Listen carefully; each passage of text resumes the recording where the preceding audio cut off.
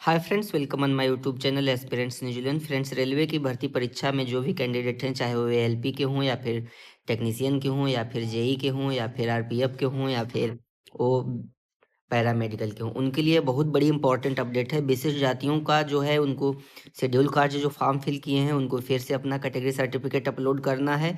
यह फ्रेंड्स बिहार के कैंडिडेट्स के साथ बीपीएससी के बाद अब दूसरा रेलवे ने भी खेल किया है। आइए हम इस नोटिस को डिटेल में पढ़ते हैं। नोटिस फ्रेंड्स आरआरबी इलाहाबाद की साइट पर 30 तारीख के डेट में पब्लिश हुई है। इसमें यह स्पष्ट रूप से लिखा है, सभी उम्मीदवार जिनके आवेदन स्वीकृत किए गए हैं, जिनके नहीं स्वीकृत किए गए हैं, रिजेक्ट हैं, उनसे कोई मतलब ही नहीं है। लेकिन जिनके स्वीकृत हैं उन्होंने ऑनलाइन आवेदन में वो बिहार के विशिष्ट जाति से हैं, लेकिन जाति के रूप में उन्होंने अपने आप को अनुसूचित जाति दिखाया है।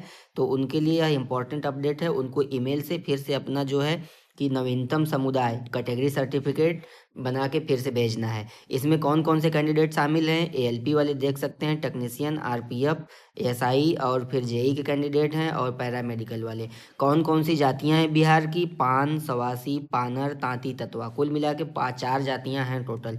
जो बिहार राज्य में हैं या फिर छोड़कर चले गए हैं, उन्हें भी ऑनलाइन आवेदन में जाति फील्ड में जो अनुसूचित जाति के रूप में भरा है, उनको फिर से क्या है कि नया समुदाय सर्टिफिकेट बनवाना है, जिसे कैटेगरी सर्टिफिकेट बोलते हैं, और ईमेल से भेजना है। क्या है फ्रेंड्स, यह भीमराव अंबेडकर मंच द्वारा यह एक अपील किया गया था सुप्रीम कोर्ट में, जिसका निर्णय 15/7/2024 को आ गया है। उस निर्णय में यह कहा गया है कि अपनी जाति का उल्लेख अनुसूचित जाति के रूप में किए हैं मूल रूप से पान, सवासी, पानर, तांती, तत्वा जाति से संबंध रखते हैं, बिहार राज्य से संबंधित है या केवल बिहार राज्य छोड़कर चले गए हैं, अस्थायी या अस्थायी रूप से।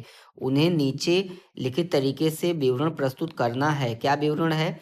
उन कैंडिडेट्स को 1/12/2024 या उसके बाद जारी अपना new category certificate self attest करना है और स्कैन करके उसको पीडीएफ के रूप में ऑनलाइन आवेदन में पंजीकृत ईमेल आईडी से, जो जो ईमेल आईडी आपकी रजिस्टर्ड है, भेजनी है। कहाँ भेजनी है? ईमेल में निम्नलिखित चीज़ें शामिल होनी चाहिए। रजिस्ट्रेशन नंबर होना चाहिए आपका, आपका कैंडिडेट नेम होना चाहिए जिसने आवेदन किया है, फिर आपका रजिस्टर्ड मोबाइल नंबर होना चाहिए और सीएन नंबर होना चाहिए। कि मान लीजिए आप किसी एलपी के हैं कैंडिडेट, CN 01/2024, टेक्नीशियन के 02, इसी तरीके से आपको 0304 भी देखना है।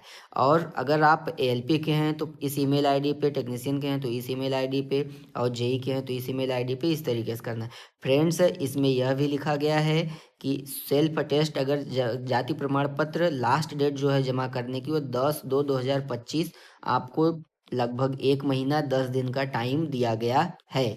उसके बाद क्या है फ्रेंड्स, अगर कोई कैंडिडेट इस कार्य को नहीं करता है 10/2/2025 तक, तो जब भी उनका डॉक्यूमेंट वेरिफिकेशन होगा सिलेक्शन के बाद, जब भी वो डीवी करवाने जाएंगे, यहाँ लिखा है जब भी डीवी करवाने जाएंगे तो उनका जाति प्रमाण पत्र चेक किया जाएगा।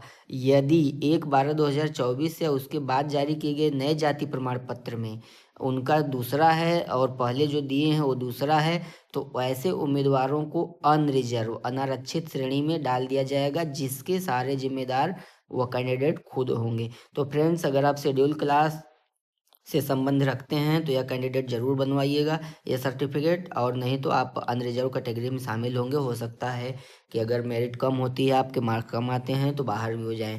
फ्रेंड्स, अगर आप हमारे चैनल पर नए हैं तो हमारे वीडियो को लाइक कीजिएगा, सब्सक्राइब कीजिएगा, चैनल को शेयर भी कीजिएगा। धन्यवाद।